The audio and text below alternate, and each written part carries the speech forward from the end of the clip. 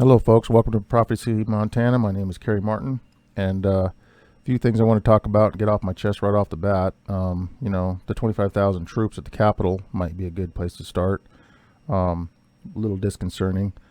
So which direction is this going to go? I mean, there's been rumors of impossible, Trump possibly have evoking the INSURECTION ACT already. Whether or not that's true waits to be seen. But 25,000 troops to protect the inauguration. It seems like something's going on, and it's not quite right.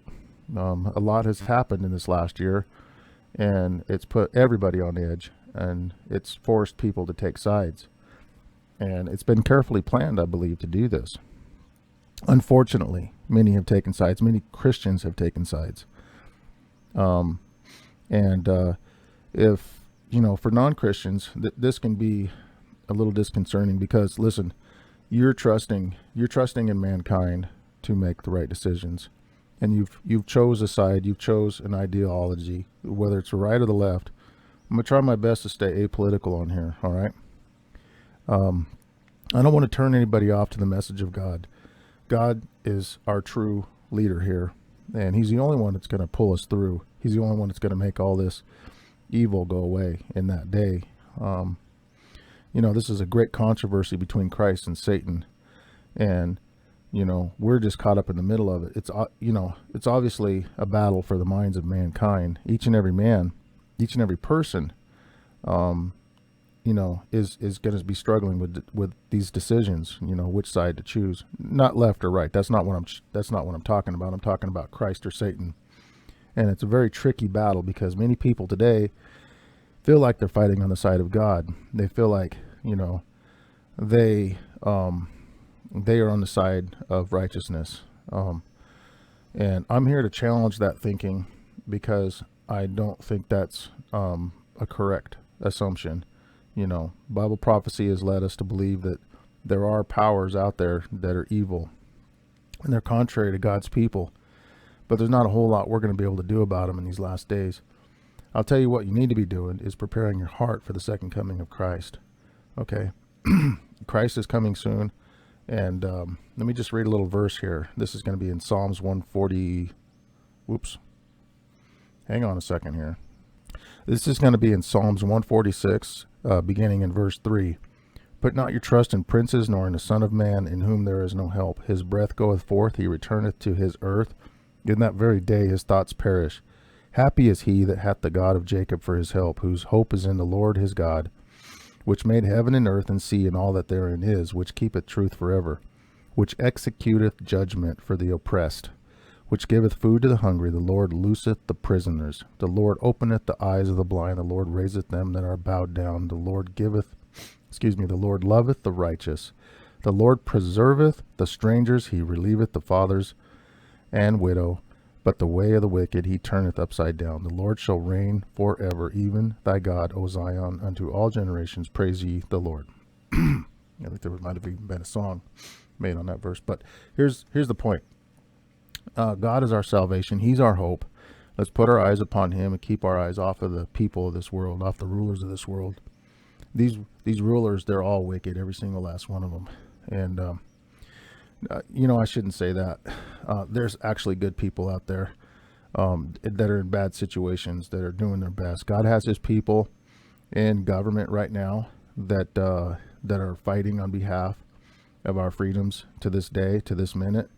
And but the important thing is to know that these last days is basically a rescue mission that we're on right now, to save the souls of the last of the people, the stragglers, if you will, because soon all will have made up their mind. Soon all will have chosen which path they're going to take, and so it's up to us. The Bible says that great is the harvest, but few are the workers, and so God is commissioning every single one that will to rise up and join the army of God, basically. And this army does not require the use of the carnal weapons of war, if you will. There are spiritual weapons that we very much that we very much must possess and have in our armada. Otherwise, we're in big trouble. And so either way this goes, folks, it's gonna turn out the end. Trust me. Maybe one of these candidates might buy us a few more years, or a few less years, but this is ultimately up to God. He's the decider, and he's the one that can send angels to hold back the winds of strife if so needed. But we know that there's going to be a time of trouble coming, such as never was, no, not since the beginning of earth. And this time of trouble is designed to, ultimately it's designed to wake people up. And but the wicked won't be woke. The 7 last plagues were designed to wake up, to shake out the last of the chaff, if you will. But those decisions have been sealed by that time. And so later, upon reviewing these in judgment in heaven for the 1,000 years, we can look back and we can say, well, true and righteous are their judgments, O Lord. Not a single one of them turned, just like in the day of Sodom and Gomorrah. How many souls left Sodom and Gomorrah? Began with 4, chopped it down to 3. Lot's wife looked back, became a pillar of salt. But there was none righteous in that city, was there? And he destroyed it with fire and brimstone. And in the day of the coming of the Lord, the cities will be broken down. There shall not be one left alive, and all will perish. All the wicked will perish. The righteous will be resurrected. These things we have to keep in our mind. Let's bring our mind to this. We have to train our minds to be ready for heaven. What's heaven like? What's it going to be like? We should start saying goodbye to this earth. It's passing. It's leaving us. And that's my message for today, folks. I made yesterday's video a little bit long. This is the part 2 of that one. I just kind of wanted to sum everything up. And, if you guys like my video, please give it a thumbs up. And consider subscribing to my channel. I'm going to be trying to get a lot more content on this channel. We have several videos on country living. We hope to get some more out there on gardening and saving seeds and stuff like that. All the important things that take time and effort to actually learn. It's very important for God's people to move out of the cities and into the country, if possible, when possible. And so just keep that in mind. And make sure and share these videos as well. And my channel is still small. It's still growing.